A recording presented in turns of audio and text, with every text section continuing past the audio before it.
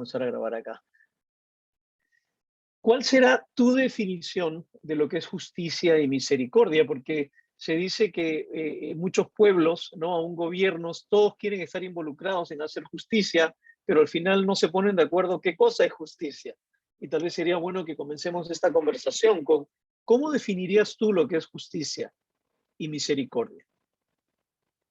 Me encantaría escuchar tu definición. ¿Qué cosa es hacer justicia?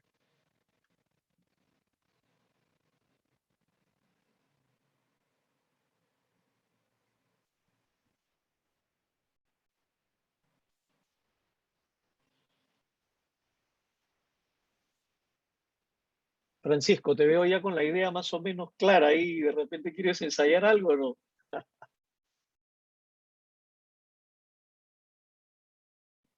Me vino a la mente el versículo que dice, ¿qué es lo que pide Dios de ti? Solamente hacer justicia, amar misericordia y humillarte ante tu Dios. De Miqueas o Amós, no me acuerdo dónde está. Ajá, ajá. Entonces Ajá. el Señor nos dice primero tu condición. ¿Cómo es tu condición ante mí? O sea, eso nos está hablando el Señor. ¿Cuál es tu corazón para mí? Lo que yo te he entregado en la palabra y cómo tú estás tomándolo, o sea, tu corazón. Hay humillación, hay humildad, hay sencillez, hay mirar para el lado a buscar al otro. Yo creo que por ahí partimos primero para ver. Okay. Rafa, creo que querías compartir algo. Sí, es que más que entenderlo por conceptos separados, me pasa a entender justicia y misericordia desde lo que Cristo hizo con nosotros. Nosotros no alcanzamos una medida, no tenemos un tamaño, no nos damos con lo que Él nos pide, y por lo tanto, claro, ahí se me viene a la cabeza justicia. Pero Él nos ama y es su gracia la que permite que podamos compartir este ministerio, que podamos compartir este bello, yo partiría del perdón, pero finalmente que se va construyendo en misericordia posterior a eso, o se va transformando en eso. Podemos, sin ser justos en nosotros mismos, sino que justos por Él, ser misericordiosos por otros porque Él es misericordioso con nosotros. Y esa es la motivación finalmente, ¿no? Y creo que esa es la gran diferencia de lo que haría que un ministerio de justicia y misericordia sea centrado en el Evangelio, ¿no? Porque mucha gente que se involucra en justicia y misericordia, aún ni siquiera hay muchos no cristianos haciendo labores sociales, ¿no? Y hay muchos cristianos haciendo labores sociales, pero por las motivaciones equivocadas, ¿no? Para no sentirse, para sentirse mejor consigo mismos, para sentir que Dios de repente también nos va a bendecir por ello, ¿no?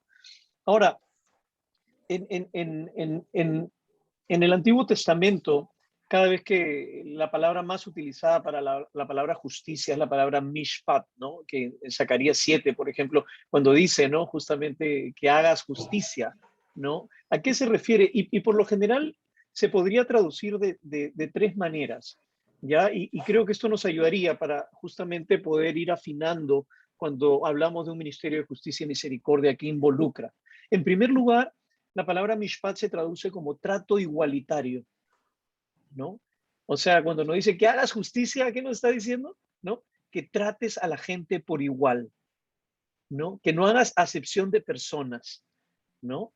Entonces, fíjate, hoy en día tenemos tantos inmigrantes, tantos extranjeros, ¿no? Tanta gente de diferentes clases sociales, ¿no? Y sobre todo como iglesia a veces tenemos que tener cuidado, sobre todo cuando comenzamos y lo vivimos nosotros, ¿no? Nosotros estamos alcanzando a este grupo. ¿Y qué hacemos con los otros grupos que están alrededor nuestro? ¿Ah? Porque es muy fácil quedarnos simplemente en ese grupo. Cómo el Señor nos desafía. Justicia tiene que ver con un trato igualitario de oportunidades, ¿no? En segundo lugar, la palabra mishpat tiene que ver con una dedicación especial por la población vulnerable. O sea, no solamente tener un trato igualitario, sino tener una atención especial a los vulnerables. Entonces, cuando de nuevo la Biblia el Señor nos confronta como su pueblo, como hemos visto en el pasaje anterior hoy. Ustedes realmente son fabulosos orando, ayunando, reuniéndose, congregándose, participando en una serie de actividades, pero esto tengo en contra de ustedes, que no están comprometidos con la justicia, no están mirando a la población vulnerable. Y no importa que no vivas en un barrio vulnerable, pero no es una prioridad para ustedes como iglesia la población vulnerable. Y no podemos decir que somos una iglesia que busca la justicia si no tenemos una intencionalidad de poder ser de bendición para la población vulnerable, ¿no? Es ya no solamente un trato igualitario, sino es ir más allá de lo justo para poder ayudar a los vulnerables, ¿no? Y en tercer lugar, el tercer uso de la palabra mishpat tiene que ver con generosidad, ¿no? Esta idea de ser generoso, que es más que la idea de la generosidad, es mucho más que caridad, ¿no? La generosidad, a veces, de nuevo, lo hemos visto como algo muy opcional, ¿no? Bueno, el Señor me ha bendecido, yo tengo la libertad de poder ser generoso o no ser generoso, o de vez en cuando. Sin embargo, la generosidad es una expresión de justicia, de manera regular y de manera consistente, ¿no? Así que para ir tal vez encapsulando un poco este concepto de justicia y misericordia, ¿no? Tiene que ver con estos tres elementos: un trato igualitario, una dedicación especial por la población vulnerable y finalmente una participación generosa. Generosa desde el tiempo, desde los dones, desde las habilidades, desde la profesión, ¿no? Con las finanzas. Todo eso es generosidad, ¿no? Servimos a un Dios generoso. ¿Cómo podemos seguirle si nosotros no tenemos estas características? Así que ahora quisiera que tomemos esto y ahora demos una mirada muy honesta a nuestras comunidades de fe, a nuestras iglesias. Y yo quisiera pedirles que puedan, ahí les he mandado al chat, pero también tienen en el WhatsApp un enlace que se llama Menti, ¿ya? Ustedes, no es Menti de mentir, ¿ya? Es Menti para calcular algunas encuestas. Así que quiero que le den clic a ese enlace y por favor, simplemente, lo más honesto que puedas, si tuvieras que definir cuán prioritario es el evangelismo en tu iglesia, de 1 a 5, ¿no? Si es súper prioritario, el evangelismo es muy importante, 5, ¿no? Si evangelismo es, bueno, muy poco importante, 1. Si es medianamente importante, 3, ¿no? Y tienes 2 y tienes 4, ¿ya?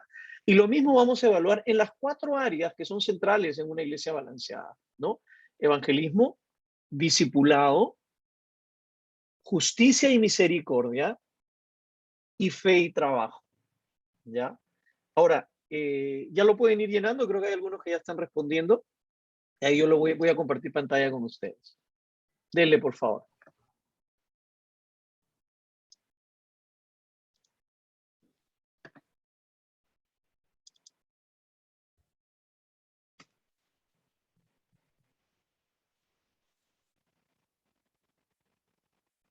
Van respondiendo 8. Esperamos que respondan todos.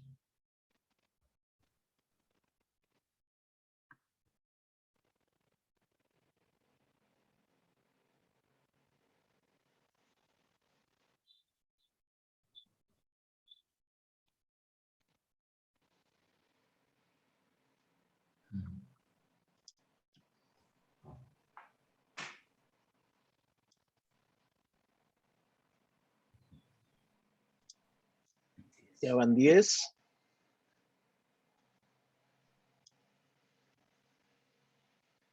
Creo que faltan un parcito más. Ok. Bueno, pueden ver la pantalla, ¿verdad? Sí. Fíjate, esto que ustedes ven aquí al frente se repite casi en todas las iglesias, en todos los países y en casi todos los continentes. es casi siempre lo mismo. ¿Y qué cosa te dice ese cuadro? Te dice en primer lugar que el evangelismo y el discipulado son una gran prioridad, ¿no? Casi la mayoría de iglesias está comprometida con el tema del evangelismo. El discipulado es recontra central. Pero fíjate, cuando llegamos al tema de justicia y misericordia, lo que acabamos de ver, trato igualitario, relacionarnos con la gente más vulnerable, generosidad, ¿no? Y cuando hablamos de fe y trabajo, que tiene que ver básicamente cómo entrenar y movilizar a nuestra iglesia a utilizar su profesión, su vocación como una manera para traer justicia a la ciudad. Es casi, mira, acá es bastante generoso con el 2.8, pero en muchos lugares es 1, 0.5 y en justicia y misericordia también. Ahora, quisiera escuchar algunas reflexiones de ustedes sobre este cuadro. ¿Por qué creen que es así esto? ¿Por qué creen que este cuadro normalmente refleja las prioridades de la iglesia? ¿Qué piensan? Yo creo que por la dicotomía que hemos hecho entre primero la piedad personal y como la generosidad social, y también el tema de que o sea, yo soy cristiano dentro de la iglesia, fuera de la iglesia no soy uno más. Entonces yo creo que esas dicotomías hacen pues que vivamos una iglesia hacia adentro. Mm, mm. Somos expertos viviendo como comunidad, pero a veces somos un poquito cortos viviendo como una comunidad en misión, ¿no? Sí. Ok. Si yo puedo comentar Rafa. algo, Hugo.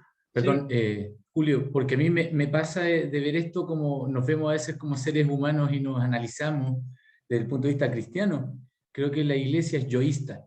La iglesia está centrada en sí misma y no se extiende hacia afuera más que en esos dos temas que es evangelismo y discipulado, pero no está poniendo la mirada en la necesidad que hay allá para evangelizar y para discipular a quienes lo requieren fuera de la iglesia.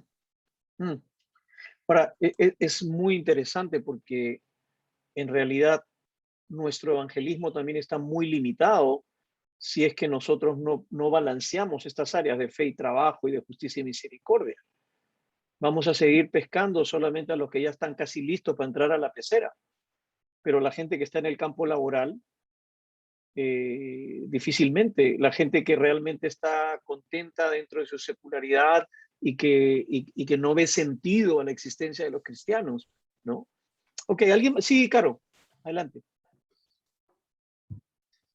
Gracias.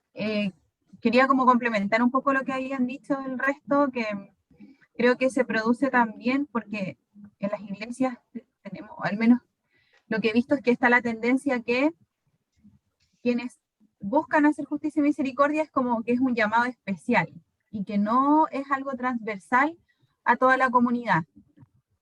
Y creo que el Señor va revelando eso como en el caminar y crecimiento de cristiano, como en una relación profunda con el Señor, pero que necesitamos crecer en lo que tú decías, en el ADN, de que hacer misericordia no es como una parte que yo puedo desarrollar, sino que tiene que estar profundamente ligado con mi relación con el Señor y también cómo nos relacionamos como comunidad. Totalmente de acuerdo. Francisco. Ya. Francisco y después y también, Ayón. Y también lo hemos conversado con algún hermano aquí presente que vemos de pronto el fe y trabajo y esta misericordia también, justicia, como algo distinto a lo que podemos hacer en la iglesia. Como que separamos y decimos ya esto es secular y lo otro es de la iglesia, cuando en verdad es parte de la misma vida misional y de servicio que nos ha llamado el Señor, solamente que incluso en los trabajos donde pasamos más tiempo probablemente no lo vemos como un campo misional, evangelismo o lugar de discipulado, entonces como no lo vemos de esa manera, como que seccionamos mucho nuestra vida de iglesia y nuestra vida aparte que podemos tener en nuestro trabajo o en nuestro tiempo de que también guardamos también para hacer misericordia que ciertamente de repente no es tan visto como el discipulado. Sí, muy buen punto. Ayón. Yo quería comentar que también creo que un tema es nuestro egoísmo y nuestra poca generosidad, que fue uno de los puntos que tú mencionaste, porque hacer misericordia significa sacrificar tu tiempo, significa dar de tu dinero probablemente muchas veces, y en general no estamos tan dispuestos a ser generosos y meternos la mano al bolsillo. Muchas personas se quedan como tranquilas con diezmar. Entonces, estoy diezmando y que la iglesia de ahí administre una parte del diezmo para misericordia y no damos más allá del diezmo, como que lo vemos quizá hasta un punto un poco legalista a veces. Y no somos generosos con dar más que el diezmo. Gracias. Y en realidad, por eso creo que era tan importante empezar con esas escrituras, ¿no? Porque, de nuevo, puede ser que seas muy religioso, muy dedicado, muy comprometido, pero si no estás involucrado con la justicia, como la hemos definido, que la define la escritura, hay un problema ahí. Y el Señor le llama pecado, porque le dice a, a Isaías, ¿no? Denúnciale a mi pueblo su rebeldía y su pecado. Son palabras fuertes. No le dice, revélale su desbalance, no le dice, oye, que pongan un poquito más de énfasis en algo que han dejado de lado. Le dice, denuncia su pecado, ¿no? Así que realmente esa es una voz que creo que de alguna manera proféticamente espero que el Señor nos lleve a nuestras comunidades, a nuestros grupos pequeños, a conversar con nuestros pastores, ¿no? Acerca de cuán central es esto, cuán central es esto. Ahora,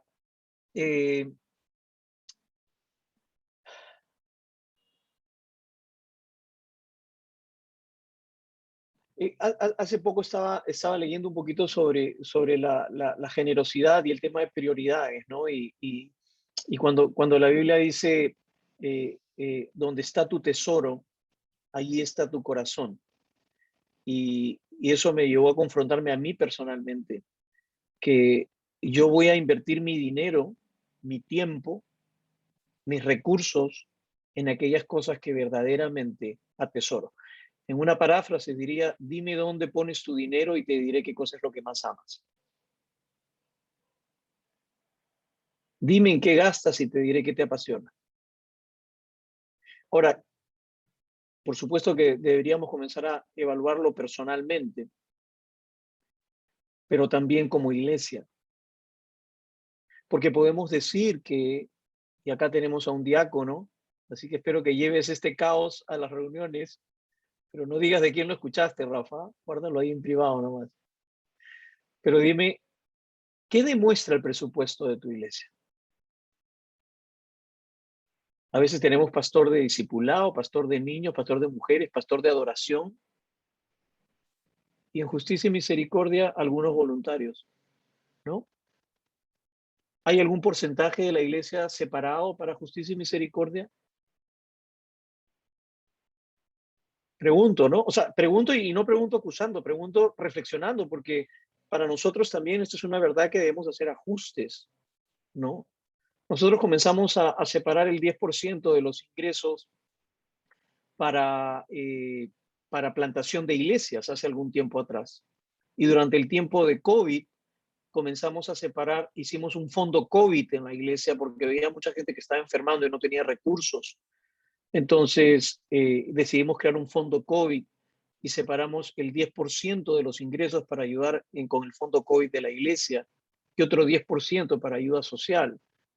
Ahora, si te das cuenta, casi todas las veces que la Biblia habla de ofrendas, de diezmos, de dar, está relacionado a la justicia. Hoy día casi todo el dar y dar es para pagar salarios y para pagar edificios y para comprar equipos. Y eso no termina animando y motivando a mucha gente hacia la generosidad.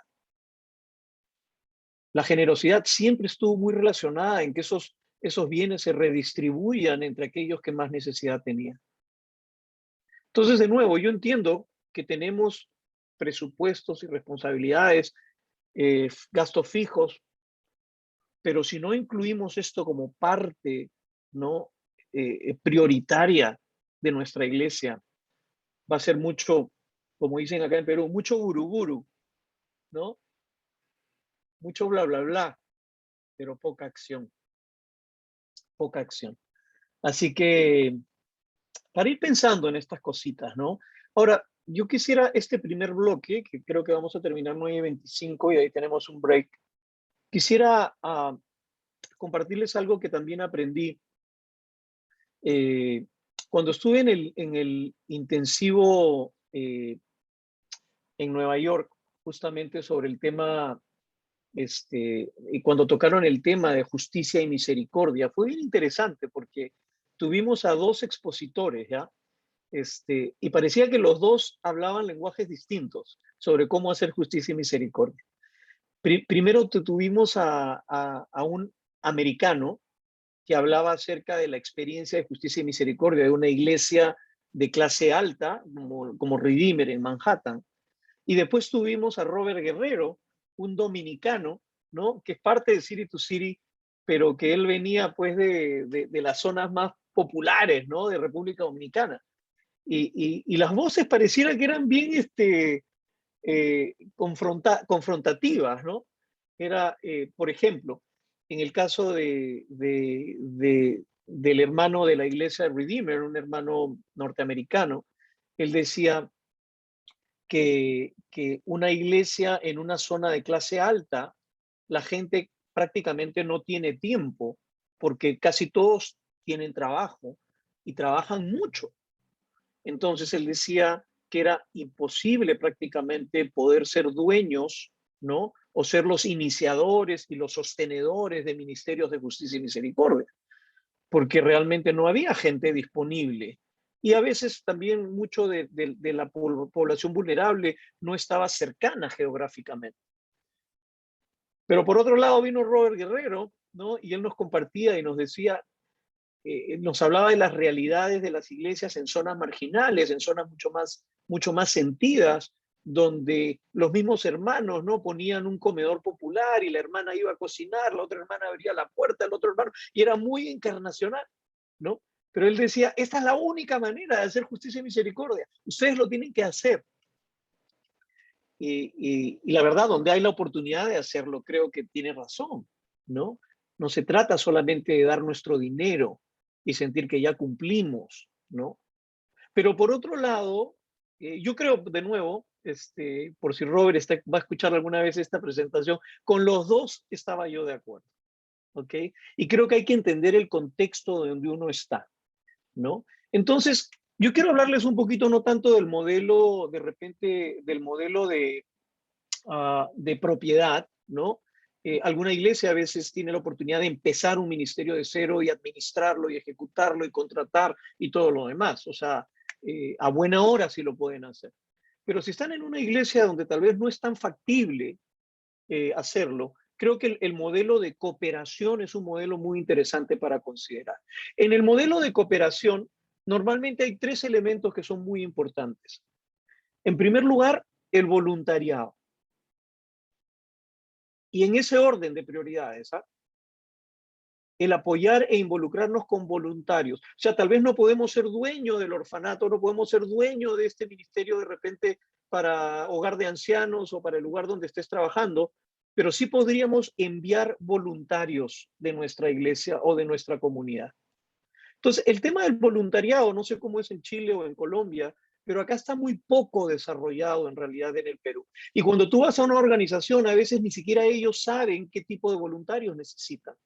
Entonces, comenzar a trabajar con ellos, ¿no? A describir qué tipo de voluntario, cuál es una descripción del rol, y porque finalmente es la organización la que debería equipar a los voluntarios para que puedan ir a servir de acuerdo a las necesidades. Pero el voluntariado es sumamente importante. Les cuento, en nuestra iglesia, que estamos en una zona también de clase media alta, más alta en Lima, y nuestra gente no está acostumbrada a servir, sinceramente. Hemos tenido muchos esfuerzos que han fracasado, porque los lugares eran muy lejanos, porque la gente no tenía tiempo y nosotros poníamos una carga que la iglesia no estaba dispuesta a poder, no podía compartir. Entonces ahora lo que hemos hecho, hemos puesto a una pareja que nos ha ayudado a diseñar el plan. Y ahora lo que vamos a hacer es que una vez tenemos 5 grupos en casa, ¿no? Y la idea es que cada grupo en casa pueda servir como comunidad rotativa, ¿no? Un mes una casa, otro mes otra casa, otro mes otra casa, como grupo para ir como voluntarios a este lugar. Y en la medida que ellos vayan conociendo el lugar, se vayan identificando con la necesidad, puedan surgir elementos de fe y trabajo, y yo tengo esto, yo tengo estos contactos, y se puedan ir involucrando, ¿no?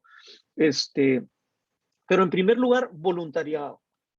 En segundo lugar, asesoría profesional, ¿no? Cuando uno va a estos lugares te das cuenta que no han progresado muchas veces porque no tienen de repente los recursos necesarios, ya sea en la parte legal, en la parte administrativa, en la parte de planificación financiera, ¿no?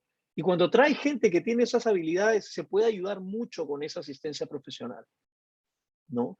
Y finalmente, por supuesto, lo que tiene que ver con recursos económicos y ofrendas, ¿no? Incluso cuando estábamos allá en este entrenamiento, nos decían que ellos trataban de que cuando hacían un convenio con una organización para apoyar, lo último que trataban de poner eran las ofrendas. Ellos tenían que firmar incluso hasta un convenio. Durante el primer año, la relación iba a ser netamente de voluntariado. Porque tú sabes, yo no sé cómo es en Chile, pero acá en Perú, a veces también las motivaciones se mezclan entre las relaciones de las organizaciones, ¿no? Dice, oye, tú no vengas, pero manda tu dinero. Y al final, cómo se usa el dinero, ya ese es otro tema también, ¿no? Pero entonces, solo para ir pensando, yo quiero hablarles más de ese modelo porque es el que más conozco, que es el modelo de una iglesia en un sector de repente donde no hay necesidad física, digamos, muy cercana, ¿no? Y la gente por el perfil no tiene mucho tiempo para poder empezar y ser dueños del ministerio, ¿ok? Pero no quiero menospreciarlo para nada, si lo pueden hacer a buena hora, pero en este modelo, voluntariado, asistencia profesional y ayuda económica son muy importantes, ¿no? Son muy importantes. Ahora, nos quedan unos minutitos, ¿no? Yo había... hablemos un poquito. ¿Qué estás? He visto a varios de repente tomando algunas notas. Me imagino que algo de esto les puede resultar algo relevante. ¿Qué estás reflexionando sobre esto que hemos conversado hasta aquí?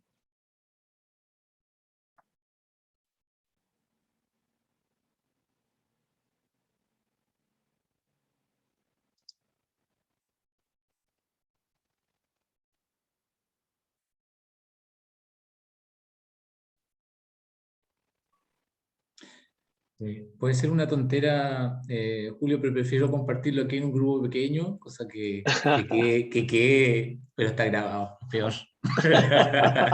No, pero finalmente pensaba, claro, en ver estas cosas a veces me pasa de ver como el individual, la persona, y llevar esto a la iglesia.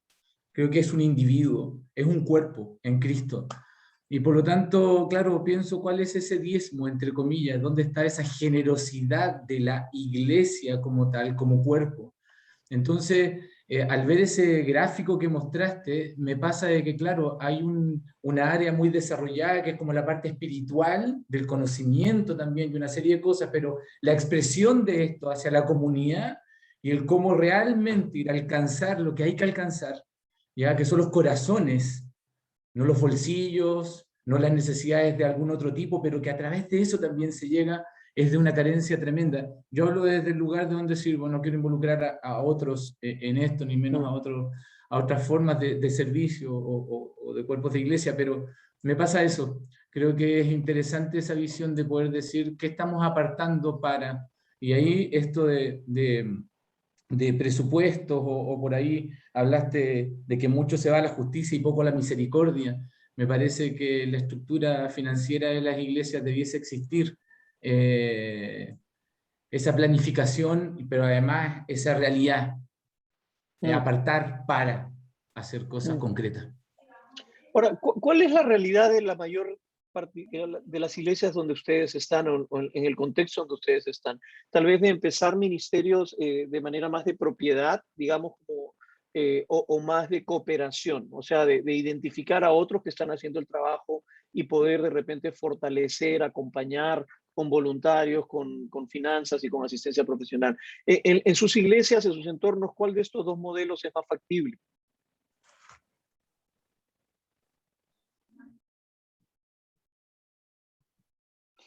O sea, yo desde la realidad donde estoy, el modelo de cooperación o sea, resulta mucho más factible. ¿Sí? ¿Los demás? En nuestra iglesia generalmente son los mismos los que cooperan presencialmente, un grupo de, no sé, somos una iglesia chica, así que los que cooperan en misericordia presencialmente serán unos 5 o 6. Y económicamente, cuando uno pide ofrendas para algo en particular, ahí la gente es más generosa. No sé, un incendio, un terremoto, situaciones así. Más eventual. Claro, más eventual, ahí la gente en general es bien generosa. Okay. Sí, en nuestro caso, bueno, compartimos con Rafa y con Vivi la iglesia. Claro, también es una iglesia chica, la mayoría trabaja, entonces involucrarse personalmente es un poco más complicado, tal vez más fácil monetariamente ponerse, pero y también yo creo que trabajamos más en base a la cooperación con otras iglesias en esta red de Evangelio 360, con cosas específicas, pero Vivi, por ejemplo, Vilma, que está participando en este grupo con la escuela Luisa Nieto, que es una escuela pequeña y hay un grupo de mujeres que se están involucrando, que con la pandemia ha sido un poco más complicado, pero Rafa también estuvo participando ahí hace un tiempo. Bueno, Johan creo que también alcanzó a participar ahí. Es como un mundo diferente a lo que es Reñaca, Concón, donde estamos nosotros. Pero claro, eso requiere de involucrar tiempo, porque son personas, en el fondo, viendo el gráfico, igual ahí me cuesta separar el evangelismo de la justicia y misericordia, de separar la fe y trabajo, porque ¿dónde evangelizamos si no es en nuestro entorno? Entonces creo que el evangelismo involucra todo eso. Es raro que el evangelismo lo tengamos dentro de la iglesia, es como, y no fuera de ella. Pero es en nuestro contexto, claro, no hay necesidad material, bueno, sí lo hay, pero la gente vive mucho de las apariencias. Creo que cuando nosotros pensamos en un primer momento era más de la carencia emocional, espiritual, afectiva, pero nos damos cuenta de que viviendo en Reñaca hay mucha gente que vive endeudada, que trabaja para poder pagarle un buen colegio a los hijos, etcétera, etcétera. Entonces hay mucho campo, pero claro, como somos una iglesia pequeña, es difícil involucrar mucho tiempo en esto. Sí, pero quizás por eso creo que entender el contexto donde estamos y ver de qué manera nos podemos involucrar. Y de nuevo, sea el modelo de propiedad, digamos, donde prácticamente la iglesia es dueña del ministerio, o el de cooperación, ¿no? De nuevo, va más allá que solamente dinero. Hemos visto esas 3 áreas, ¿no? Es poder movilizar a profesionales a que puedan ayudar a mejorar las estructuras, los procesos, ¿no? Es voluntariado igual, porque queremos que la gente pueda ir y conocer los nombres de las personas, ¿no? Ahora, por ejemplo, estamos en este proyecto donde vamos a comenzar a ir ahora en octubre.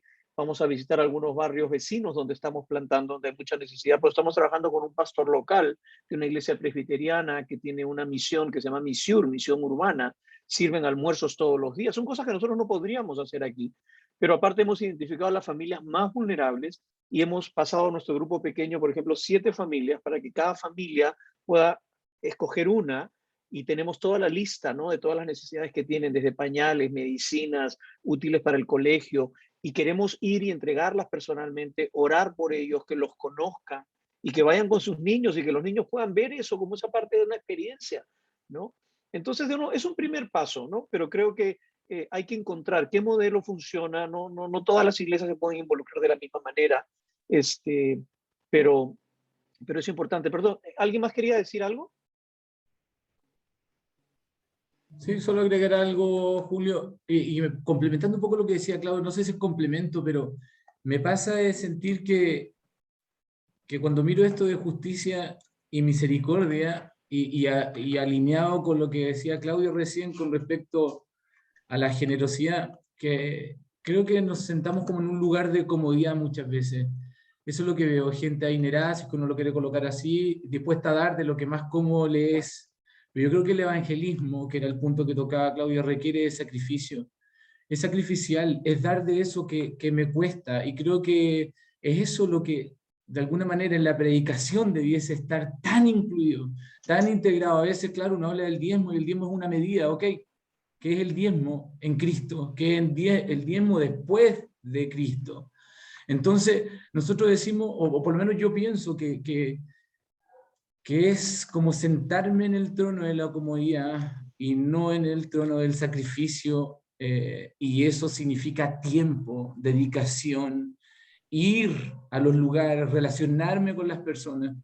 Creo que eso enriquece mi relación con el Evangelio, mi relación con Dios, mi crecimiento en Él, ¿ya? Y creo que es un regalo para nosotros mismos, pero también que se extiende a esas personas que hoy día tienen evidente necesidad material, pero como bien se mencionaba por ahí, una necesidad espiritual tremenda, al igual que quien está entregando esa misericordia. Sí, sí. Y para ir terminando ese primer bloque, solamente creo que recordar eso, ¿no? Creo que fue bueno también, aparte de haber leído los textos que leímos de Mateo, ¿no? Y también de Isaías, es recordar el significado de justicia, ¿no? Porque hay muchas necesidades, y de nuevo en nuestro entorno va a haber necesidades emocionales, muchas necesidades que podemos llenar, pero no nos podemos desvincular de la justicia como tal y como la hemos definido y la define, ¿no? Es atención por los vulnerables, ¿no? Y no hablamos de los vulnerables en un sentido emocional solamente, sino en un sentido físico, de los desposeídos, ¿no? Hay una tremenda necesidad, ¿no?, de los inmigrantes. O sea, hoy en día no podemos seguir siendo iglesia si no tenemos un plan también de alguna manera para atender la necesidad de los inmigrantes por toda América Latina, ¿no?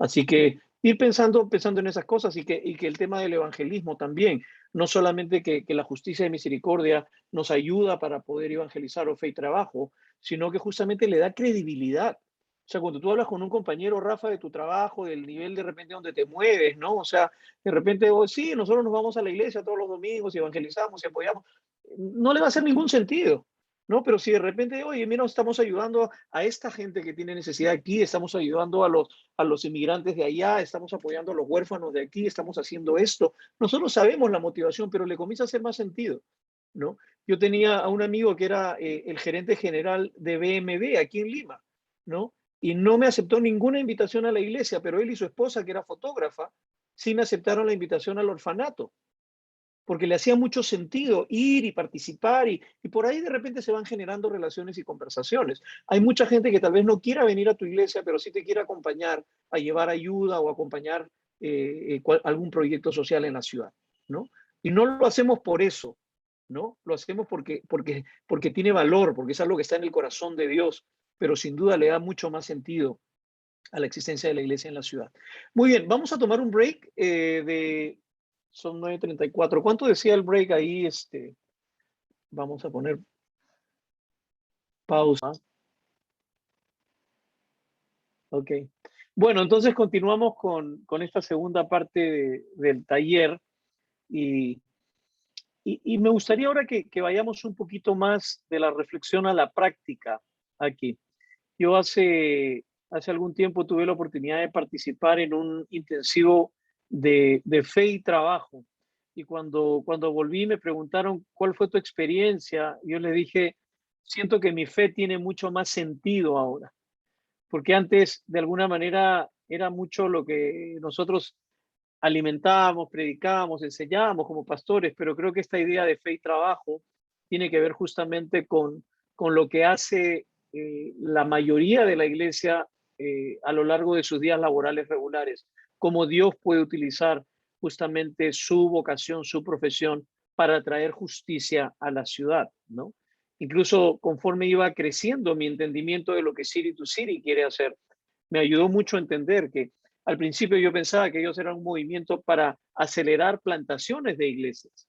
Y si bien quieren plantar iglesias, el fin no es tanto la plantación de iglesias, sino es la transformación de las ciudades. Y las ciudades no se van a transformar necesariamente por tener más iglesias, sino por tener iglesias que están practicando estos dos elementos que hemos visto que están desbalanceados: la justicia y la misericordia y la fe y trabajo.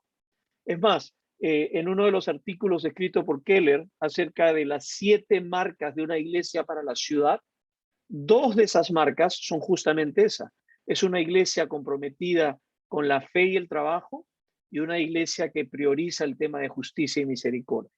Entonces, para poder ser una iglesia verdaderamente que responde a la necesidad de la ciudad, tienes que tener estos 2 elementos: fe y trabajo, justicia y misericordia, que justamente, como hemos visto, es lo que más a veces carecen en nuestras iglesias. Y yo quisiera comenzar por ahora que, pensando en tu contexto, imagínate por un momento que pudieras tener una conversación con Jesús.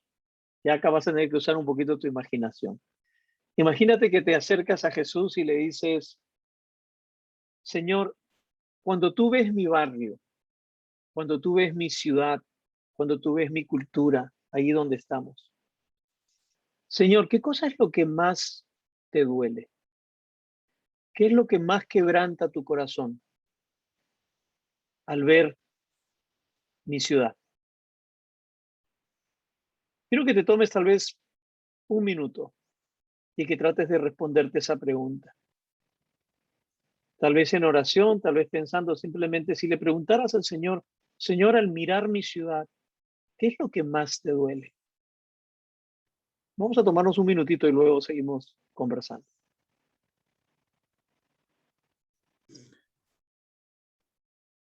Yo quisiera comentar, Julio. De hecho, a mí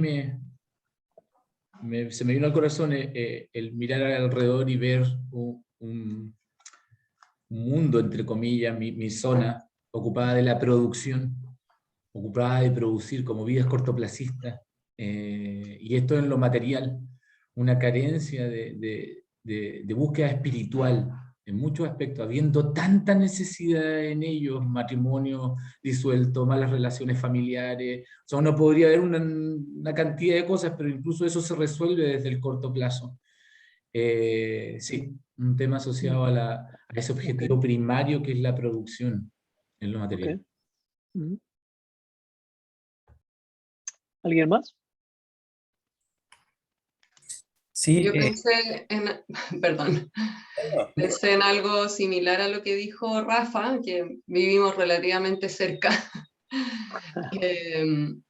Y también pensé en que el Señor obviamente se duele de que esta gente no está interesada en Él para nada, y es gente a la que nosotros debiéramos estar alcanzando. Y eso pensando en mi barrio más cercano, pero pensando en los alrededores, también hay mucha gente que tiene necesidades económicas y otras también, pero pensando en la misericordia, hay mucha gente que tiene necesidad. Gracias. Francisco. Sí, bueno, como le dije al principio, yo estoy participando en una plantación que todavía no se abre a la comunidad, pero va a ser puesta en Villa Alemana. Y Villa Alemana este último año en particular se ha visto en noticias de mucho maltrato o incluso daño hasta la muerte entre familias. Mm, Entonces, pienso, no sé si es lo más general, pero por lo menos a nivel nacional es lo que se conoce de Villa Alemana, y creo que ahí hay harto por decir. También tenemos una hermana que participa también en esto del Senam y todo, y es evidente también que en esta ciudad hay una necesidad de restauración de la familia, si se podría decir así. mm, Eso. ok. Yo, algo que he visto es el abuso sobre otras, con la persona que tiene menos. Y esto se da a niveles de gente muy poderosa, pero también a otros niveles donde los inmigrantes donde son explotados, están una mano de obra más barata, donde la gente prefiere contratarlo, o sea, contratarlo porque ni siquiera tienen derechos no tienen contrato, no tienen, están en condiciones muy precarias. Entonces, veo que este abuso al final se repite en todos los niveles. Mm, mm. Sí. ¿Alguien más?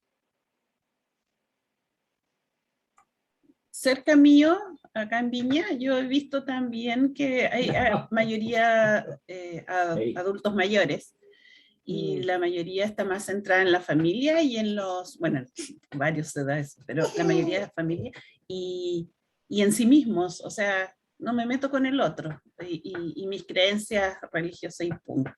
Y entonces es una apatía, inclusive Claro. hasta en el ascensor a veces se ve eso. Mm, mm. Sí, sí, la verdad, muy triste.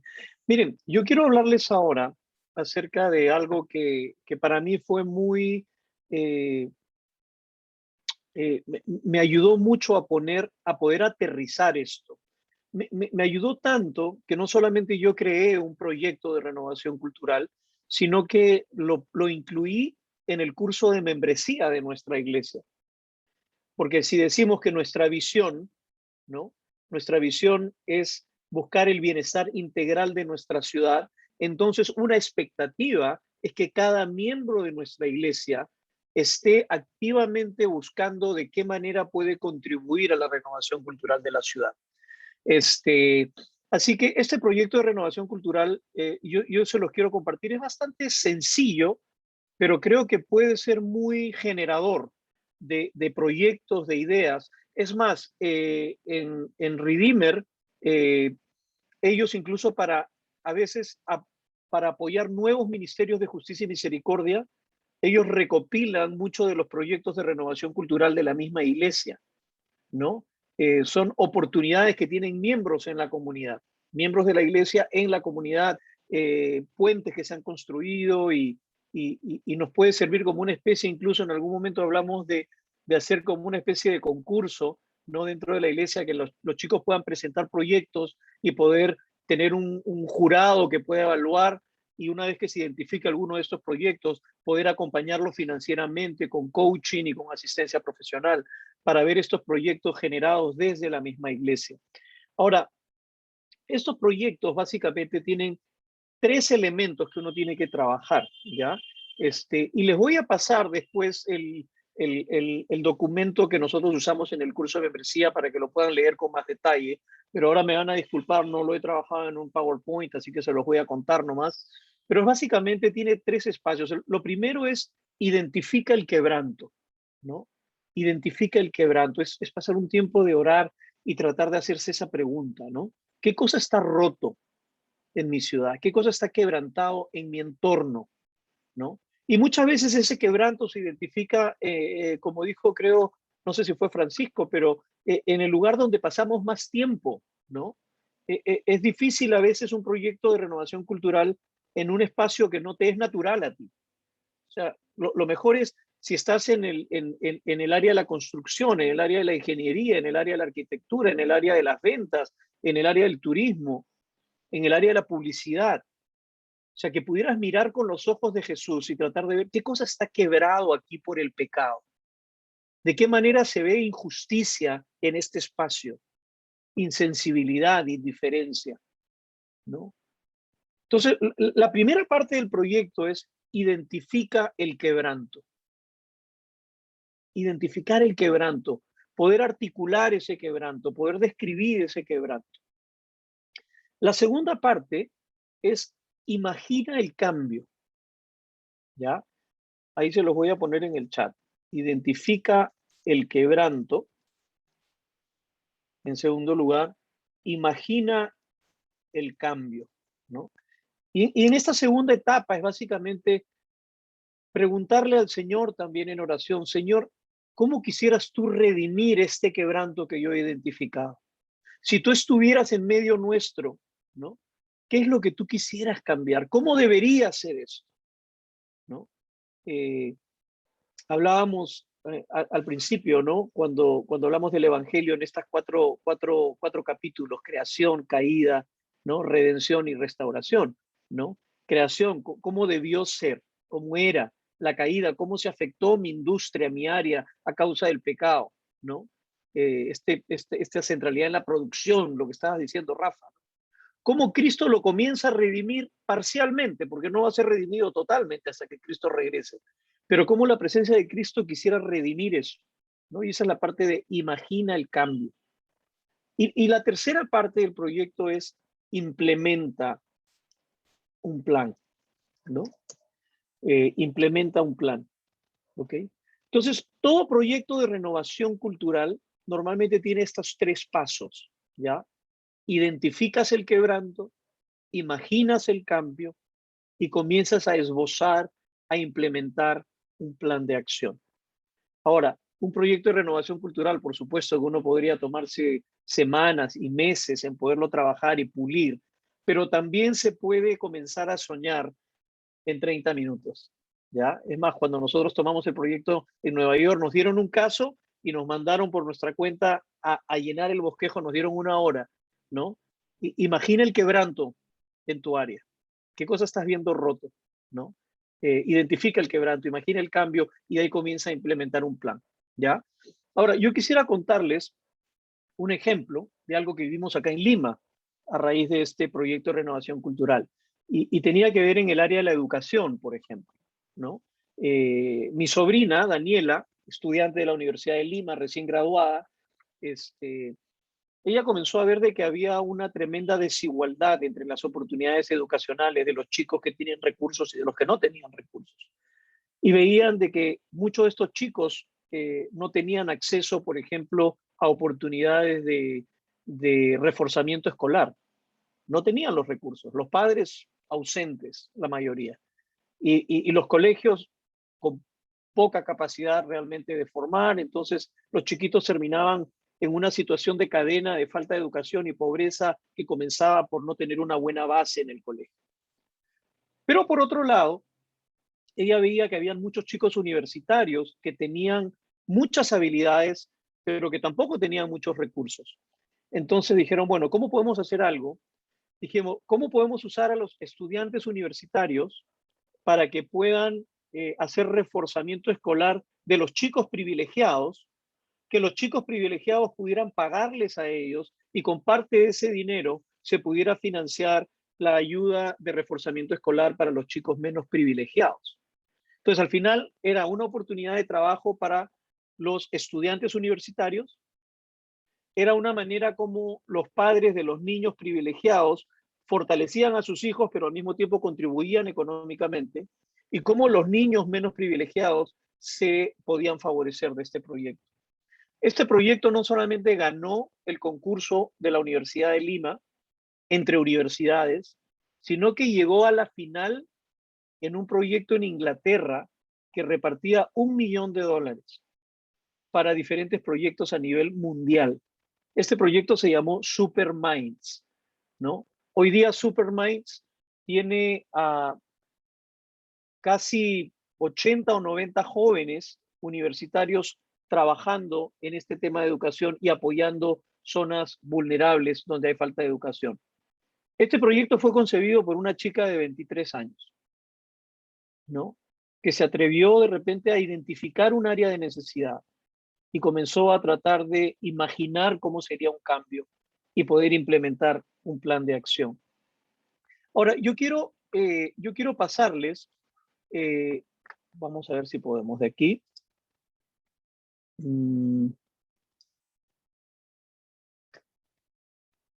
A ver.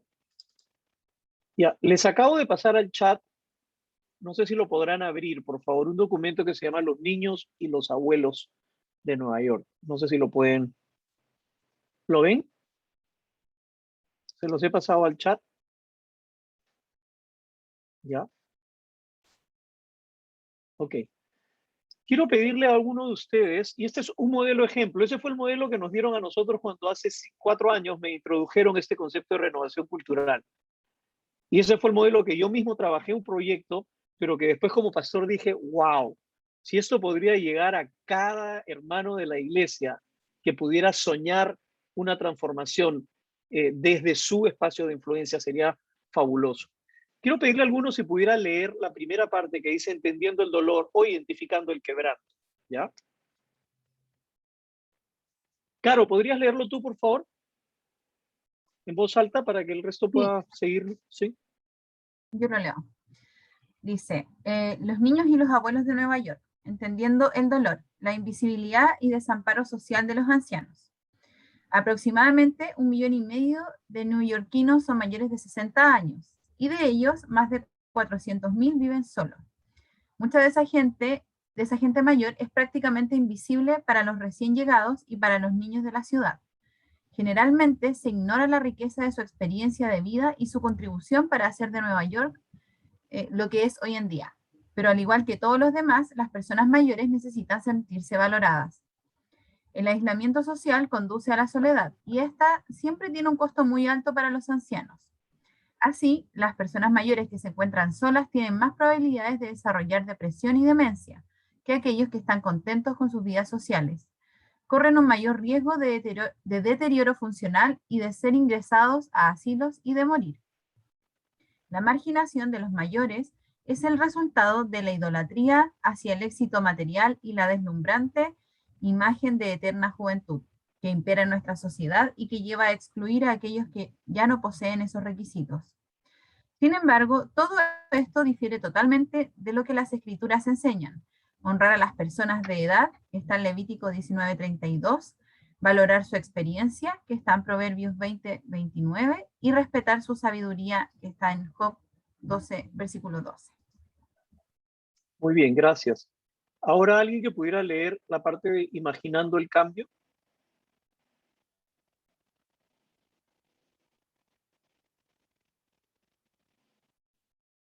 Alexis. Gracias. Sí, yo voy a leer. Dice, imaginando el cambio, conectando a los ancianos con las generaciones más jóvenes. Esperamos poder mitigar la sensación de invisibilidad y soledad que experimentan muchos ancianos, sacando ventaja de un invalorable recurso que ofrece la ciudad de Nueva York. El 1.8 millón de niños que viven en sus calles, muchos de los cuales todavía no han adquirido los paradigmas sociales que sustentan la marginación de las personas mayores. Imaginamos poder reunir a estos dos grupos de personas en un ambiente donde los ancianos cuenten historias de sus vidas y los niños las recreen dibujando o pintándolas. Esto puede ser útil para varios propósitos. Al aprovechar el interés natural de los niños en escuchar historias, lograríamos que los ancianos se sientan valorados. Los niños aprenderían, a una edad bastante temprana, que los ancianos siempre tienen algo que ofrecer. Asimismo, el pedir a los niños que dibujen las historias contadas por los ancianos traería los beneficios siguientes. Estimula la imaginación de los niños. Provee a los ancianos una señal de reconocimiento. Incluso podríamos pensar en publicar un libro que contenga todos los dibujos y las historias que los inspiraron. Esto puede ser una manera de impactar en nuestra cultura a gran escala y no solo de manera individual. En resumen, queremos recrear, reimaginar y encontrar formas de compartir historias que actualmente se pasan por alto, a saber, las de las personas que han envejecido en la ciudad, y así crear una conexión entre la generación joven y la más antigua de la ciudad de Nueva York. Ok. Y quisiera pedirle, Francisco, ¿pudieras leer, por favor, implementando el cambio? Implementando el cambio, los niños y abuelos de Nueva York. Entrevistaremos a neoyorquinos mayores, convertiremos sus historias en un podcast y presentaremos los audios a los niños de alguna escuela cercana. Involucraremos la imaginación de los niños pidiéndoles que hagan un dibujo de cómo se imaginan a la persona que escuchan. Finalmente, crearemos un espacio donde los niños puedan conocer personalmente a su anciano. A efectos de compartir públicamente las entrevistas efectuadas, así como el proceso de reinvención de los niños, produciremos un podcast. Las historias contadas y los dibujos que están inspirados, estas inspiraron, serán compiladas en un libro. Revisar el numeral 4 para tener una idea de cómo sería esto. Finalmente, nos gustaría diseñar una aplicación que permita a los niños entrevistar, reimaginar y dibujar historias de la vida de sus propios. A efectos de poder hacer este proyecto sea sustentable, se pondrá énfasis en identificar entidades y o personas, por ejemplo, aquellos cuyo objetivo sea la defensa de los derechos de los ancianos y o niños, con las cuales trabajar de manera conjunta y explorar otras formas de efectuar conexiones niños-ancianos que permanezcan en el tiempo. Podría ser, por ejemplo, a través de eventos de cuentos en vivo, donde los ancianos compartan sus historias. Muy bien. Ok. Entonces, ¿te das cuenta más o menos cuál es la idea? Fíjate, es identifica el quebranto, ¿no? Trata de describir algo que está roto. Eh, en este caso, es claro, ¿no? El quebranto fue simplemente los ancianos están totalmente aislados, ¿no? Y los niños, muchas veces en una ciudad así, no tienen acceso a conocer ni siquiera a sus propios abuelos, ¿no? Imaginan el cambio, ¿no? Y comienzan a imaginar cómo sería donde ambos pudieran relacionarse, comienzan a pensar en esas opciones donde los niños comienzan a usar la imaginación, a escuchar las historias, ¿no? De cómo fue cuando se mudaron a Nueva York, cuando llegaron de otros países, sus experiencias de repente en la guerra, tantas cosas, ¿no? Y el plan de acción al final, ¿no? O sea, vamos a identificar, crear estos libros y todo lo demás. Este proyecto de renovación cultural nosotros se lo pedimos a cada persona que quiere ser miembro de nuestra iglesia. Yo sé que es un poco ambicioso y sé que muchos han sufrido mucho en el proceso, pero los ha ayudado a captar la idea de que cuál es nuestra expectativa de un miembro de la iglesia. Queremos que conozcas a Jesús, queremos que seas parte de esta comunidad, pero queremos que vivas soñando cómo el Señor podría redimir el lugar donde tú estás y utilizarte a ti en medio de esa renovación. Así que lo que vamos a hacer ahora es vamos a dividirnos en grupos. Vamos a dividirnos en grupos, en dos grupos nada más. A ver, vamos a ver, déjame. Vamos. Julio, yo Sí, no voy a poder participar activamente porque me llegan visitas más ratito, entonces estoy ocupada haciendo cosas, pero voy a estar escuchando ya, por si me quieres, o sea, decidir en qué grupo me dejas, pero no voy a poder participar en forma activa. ya, ok. Bueno, está bien, está bien. Creo que va a ayudar que Rafa y Vilma sean del mismo entorno de repente para desarrollar un proyecto. Ok, entonces los paso a grupos. En 30 minutos nos volvemos a reconectar para escuchar un pequeño reporte de sus proyectos. Deberían ser dos proyectos, ¿ok? Nos vemos.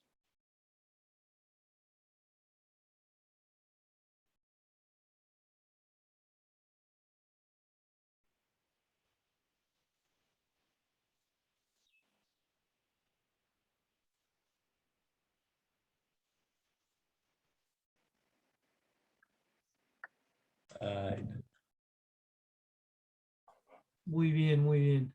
Ok, vamos entonces a escuchar el proyecto de renovación cultural que han trabajado en estos 30 minutos.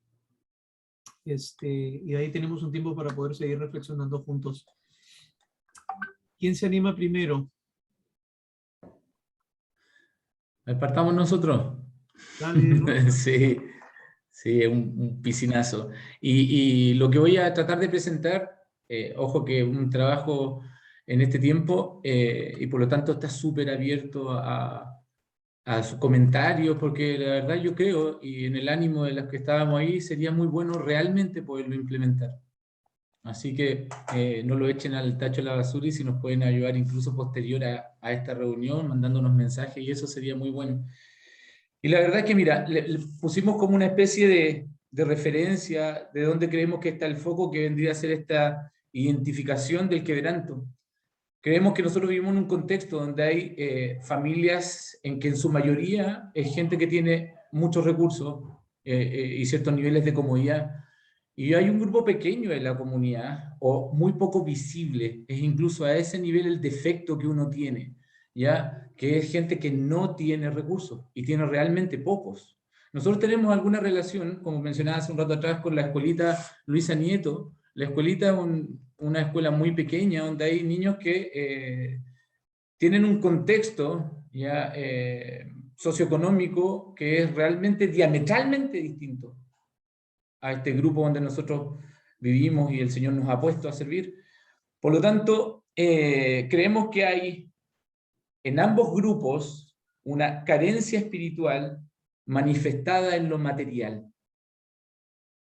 Creemos que no hay una diferencia en este quebranto, porque finalmente es una necesidad de tener una vida realmente tomada por el Evangelio, tomada por Cristo, en el caso de la gente que tiene muchos recursos, y realmente ser agradecidos, pero a la vez ser misericordiosos y extender gracia a otros, y viceversa. No creo y no creemos que la gente que tiene pocos recursos está en diferencia respecto de esto, ni tampoco por no tener en lo material son menos, sino que todo lo contrario, creemos que hay una necesidad común, pero que puede haber apoyo en esto y una relación transversal que permita que ambos contextos se vean edificados de manera cruzada. Entonces, esto sería una carencia o vacío espiritual que se manifiesta en lo material.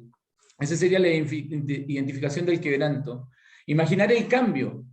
Vemos familias que dejan de lado ya ese contexto en el que el Señor los ha puesto, unos con más dinero, otros con menos dinero, pero que puedan realmente relacionarse ya con un centro común que es el Evangelio, algo que les permite dejar de lado el tener acceso a más o menos cosas, y por lo tanto poder compartir Cristo, poder compartir todo lo que eso significa, poder tener una relación en estudios bíblicos, una relación en estudios de discipulado, en relaciones de discipulado, una relación en compartir vida, en compartir alimentos, en compartir juegos, en compartir momentos de entretención y de diversión. Por lo tanto, vemos comunidad dejando de lado lo económico.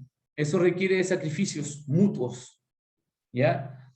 Y la implementación, creemos que es necesario, así como se da en los procesos de adopción, en los procesos de que familias de acogida, por ejemplo, pensemos que hay gente que, en este caso va a haber gente que va a tener mucho en lo económico y otra gente que va a tener una necesidad evidente, ¿ya? de lo material. Por lo tanto, creemos que estas personas que son parte de la iglesia, en este caso creo que es ITR la responsable de ICESERA, por la relación de cercanía con la escuela, se debiesen levantar familias, ya no recurso material, ya no individuos, sino que familias que estén en condición de poder dedicar tiempo de apadrinamiento a una familia, ¿ya? Que está representada por este niño, pero contexto familia, es familia completa de la escuelita. Y por lo tanto, ser preparados previamente respecto de que se les entregue información de cuál es el objetivo que se va a plantear para con ellos, cuál es el objetivo que lleva primero, que genera esta idea, y cuál es el camino también que se va a llevar a cabo para poder solucionar este quebranto, para poder ir en ayuda mutua, digamos. Y por lo tanto, preparadas estas familias de la iglesia, definir un paso a paso que permita tener ciertos niveles de acercamiento que finalmente logren este objetivo, que es esto que tenemos en nuestra imaginación, que es bajar todas las barreras. Entonces, ese paso a paso puede ser un primer encuentro familiar en la escuelita, donde se generan, en base a ciertas conversaciones básicas de presentación, de saber quién es cada uno, qué hace cada uno, de una manera muy cuidadosa, ¿ya? Luego quizás tener encuentros en algún lugar neutro, que puede ser parques o algún otro tipo de centros deportivos, que permitan tener convivencia igualitaria, donde no se manifiesten las diferencias, ¿ya? Y ser nuevamente muy cuidadosos, los que pueden generar un daño visual en otros e incluso emocional en otros. Producto de eso, y ir generando en base a eso ese feeling natural que se genera entre una familia y otra, esas relaciones, ya sea a través de los niños, de esposas o de maridos, donde se van generando estos lazos que finalmente identifican a una familia con otra. Oh, perdón. Muy bien, Rafa, muy bien. Desde muy bien. eso generar lazo y darle profundidad a esta relación, que finalmente, ¿qué es lo que hace? Edifica a las familias, edifica la iglesia, entiéndase iglesia por lo que entendemos por iglesia, que es el cuerpo de Cristo, que está allá también, y está siendo rescatado, y por lo tanto genera, yo creo que, una intervención en el lugar donde hemos sido llamados a servir, que es en este caso, Reñaca, y eso. Perfecto, perfecto. Bueno, sí, esto es solamente como una prueba rápida, ¿no? Una muestra gratis, es un pequeño ejercicio, porque esto, como te digo, mira qué tremendo, ¿no? Identificamos un quebranto, que estamos en una comunidad donde hay diferencias económicas, culturales, sociales, hay necesidad, hay gente que tiene, pero estamos desconectados. ¿Cómo generamos esa conexión? Yo creo que conforme van trabajando más gente en el proyecto y van desarrollando la idea, puede dar a luz un proyecto de renovación interesante, ¿no? Que honraría justamente el evangelio que creemos y predicamos. El segundo grupo, ¿quién es el amigo escogido o la amiga escogida? Aquí vamos a ir en contra del sistema. Disculpa, Julio. Vamos a hacer todos los voceros. Vamos a hablar de a poquito interviniendo.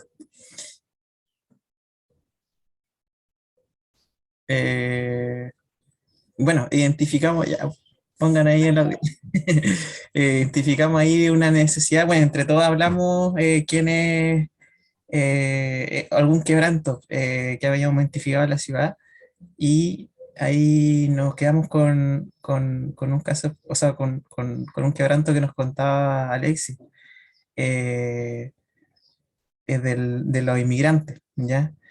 Porque, bueno, generalmente ellos llegan a través del norte, pero su destino es la parte céntrica de Chile, mayoritariamente Santiago.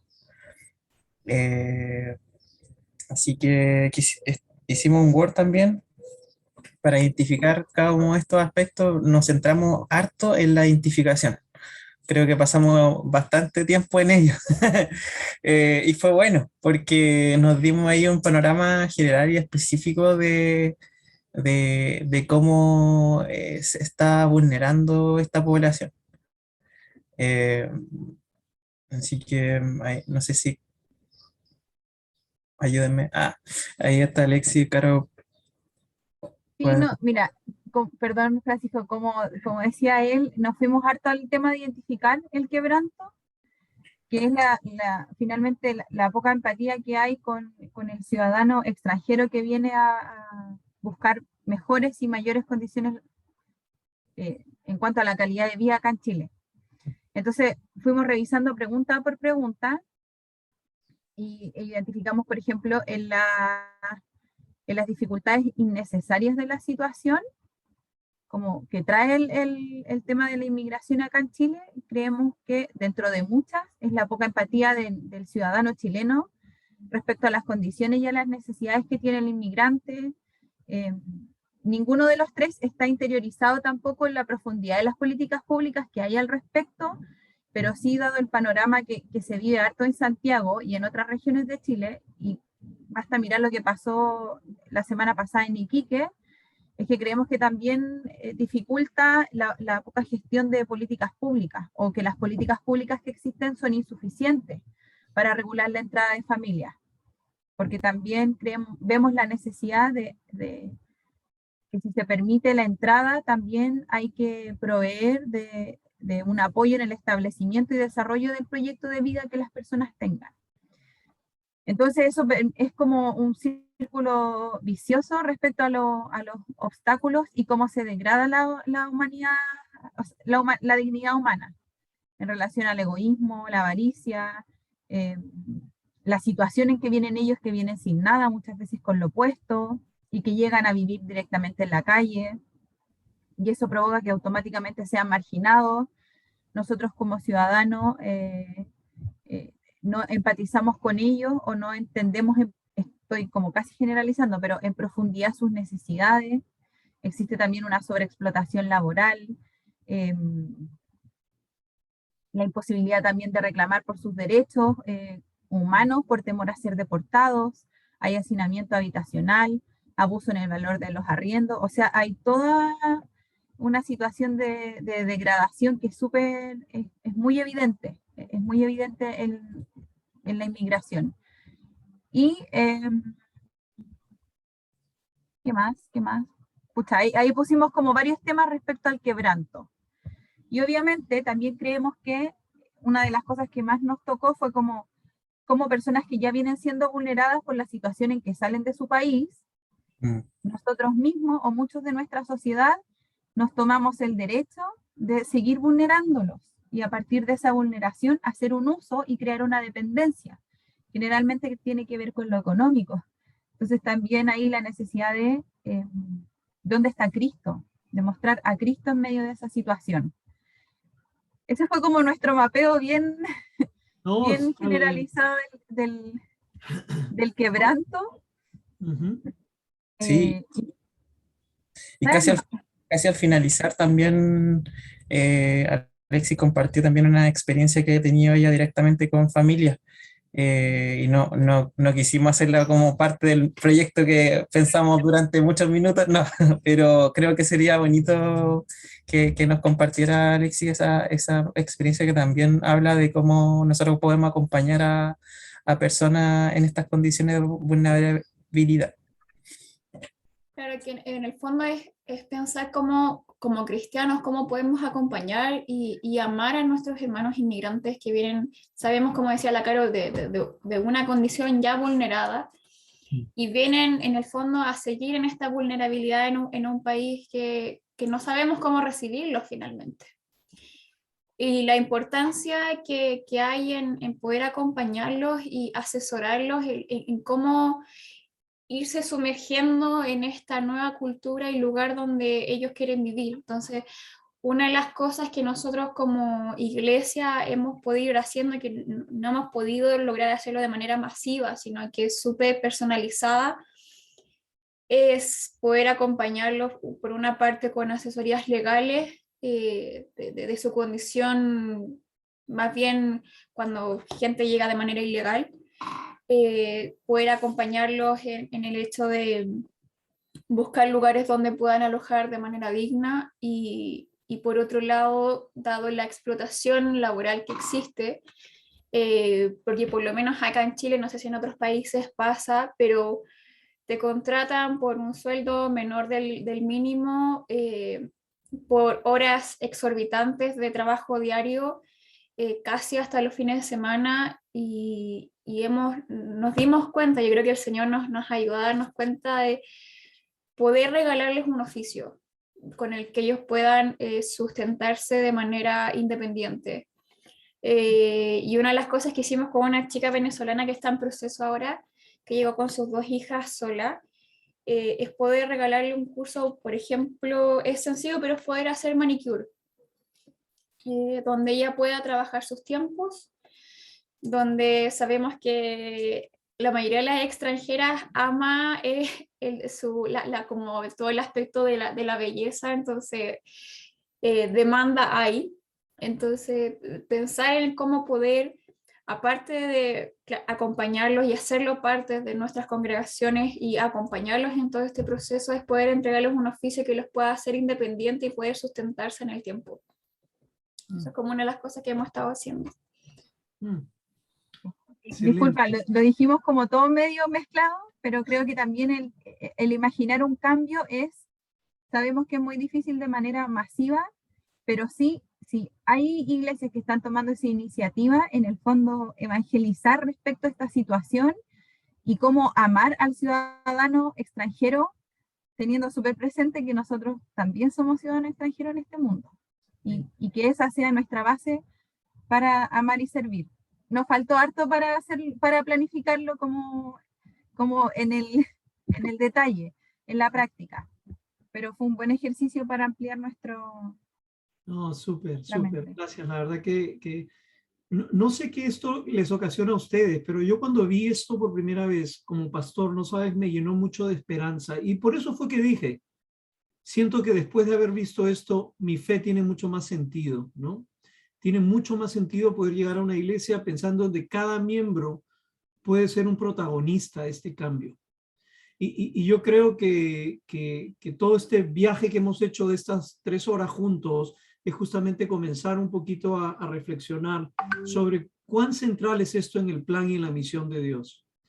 No es opcional, no es para un grupito, no es un ministerio más, debería ser parte de la vida de todos los creyentes y una prioridad para todas las iglesias. No, yo sueño el día que no solamente haya un ecosistema para plantación de iglesias, sino un ecosistema para atender a los inmigrantes, un ecosistema para ayudar a los ancianos y a los niños, y que podamos cooperar entre iglesias para hacer un cambio en nuestra ciudad a este nivel. Porque de nuevo, si solamente estamos plantando iglesias, pero nuestras iglesias no están aterrizando la presencia del evangelio en la ciudad, vamos a seguir teniendo más números de creyentes, pero las estructuras sociales de nuestra ciudad van a seguir siendo totalmente no tocadas todavía, ¿no? Entonces, esto es algo como para seguir pensándolo, ¿no? Y de nuevo, ver que el tema de justicia y misericordia va más allá que lo tradicional, va más allá que pensar solamente de repente en un ministerio para huérfanos o para ancianos, es redimir todas las áreas de la vida, porque todas las áreas le pertenecen a Dios, ¿no? Dios está en el área de la publicidad y la manera como se denigra la figura de la mujer en publicidad, hay tantas cosas que necesitan ser transformadas, ¿no? Donde cada persona podría utilizar verdaderamente su profesión, su vocación, porque en todos lados hay quebranto. Si estás en el mundo de las finanzas, en la banca, en el comercio, en todos lados hay quebranto.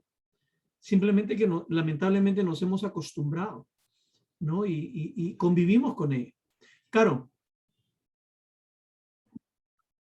Sí, yo tengo una pregunta al respecto, y es que lo acabas de decir, hay como un acostumbramiento y a veces como un agotamiento respecto a la misericordia, y es como nosotros, hablo yo desde que no soy pastor, pero sí estoy como aprendiz y posible, o sea, en liderazgo, cómo animamos a nuestros líderes y también reenfocamos o apoyamos a reenfocar a nuestros pastores a la importancia de promover la justicia y la misericordia, porque también hay casos en que muchos hermanos tienen mucha buena voluntad y sirven, pero creemos que esa estrategia también tiene que ir tiene que chorrear, como decimos acá en Chile, tiene que masificarse. Como, ¿qué consejos darías?